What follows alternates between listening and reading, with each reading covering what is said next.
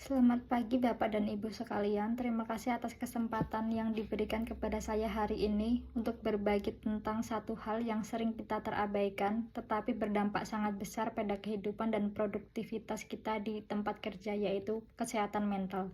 Coba kita renungkan sejenak, berapa kali dalam sebulan kita merasa kelelahan bukan hanya secara fisik, tetapi juga secara emosional. Berapa kali kita datang ke kantor dengan perasaan cemas, tertekan, atau kehilangan motivasi.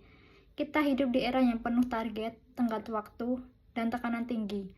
Namun, di balik semangat kerja keras dan profesionalisme, ada sisi manusiawi yang tidak boleh kita abaikan, yaitu tentang kesehatan mental. Menurut WHO, lebih dari 12 miliar hari kerja hilang setiap tahun akibat depresi dan kecemasan di seluruh dunia. Bayangkan 12 miliar hari, itu berarti miliaran jam kerja produktivitas yang hilang bukan karena kurangnya kemampuan, tetapi karena kesehatan mental yang terganggu. Di Inggris, menurut Mental Health Foundation pada tahun 2022 sampai 2023, sekitar 17,1 juta hari kerja hilang akibat stres, depresi, atau kecemasan yang terkait dengan pekerjaan. Dan data dari Health and Safety Executive atau HSE menunjukkan bahwa pada periode 2023 sampai 2024 terdapat 776.000 kasus stres, kecemasan, atau depresi terkait pekerjaan yang menyebabkan hilangnya 33,7 juta hari kerja dengan estimasi biaya mencapai 21,7 miliar pound sterling.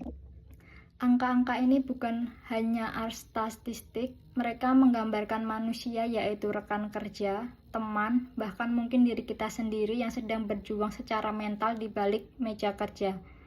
Kesehatan mental yang terganggu bukan hanya berdampak pada individu, tetapi juga pada tim dan organisasi secara keseluruhan. Produktivitas menurun, komunikasi terganggu, kreativitas menurun, bahkan angka turnover meningkat. Dan pada akhirnya, ini mempengaruhi profitabilitas dan budaya kerja perusahaan. Lalu, apa yang bisa kita lakukan? Pertama, sebagai individu, mari belajar mengenali tanda-tanda stres dan burnout. Jangan menunggu sampai kelelahan mental menjadi parah. Berani berbicara dan mencari dukungan bukan tanda kelemahan, itu tanda kekuatan dan kesadaran diri. Kedua, sebagai rekan kerja, kita bisa menciptakan lingkungan yang saling mendukung. Cukup dengan hal sederhana, mendengarkan tanpa menghakimi, menyapa dengan empati, atau menawarkan bantuan kecil saat seseorang terlihat kewalahan. Tindakan kecil bisa memberi dampak besar. Ketiga, sebagai pemimpin atau manajer, penting bagi kita untuk menumbuhkan budaya yang terbuka terhadap pembicaraan tentang kesehatan mental. Pastikan karyawan merasa aman untuk berbicara tanpa takut dinilai lemah atau tidak kompeten. Pemimpin yang peduli pada kesejahteraan mental timnya bukan hanya untuk menciptakan karyawan yang bahagia, tetapi juga membangun organisasi yang lebih kuat dan berkelanjutan.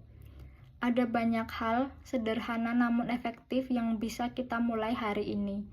Menyediakan waktu istirahat yang cukup dan fleksibilitas kerja, mengadakan program well-being atau konseling di tempat kerja, mengatur beban kerja yang realistis dan adil, menghargai pencapaian kecil dan memberi apresiasi atas usaha bukan hanya hasil, dan yang paling penting, menormalisasi percakapan tentang kesehatan mental. Setiap kebijakan atau kebiasaan positif yang kita bangun bisa menjadi fondasi bagi lingkungan kerja yang lebih sehat, produktif, dan manusiawi.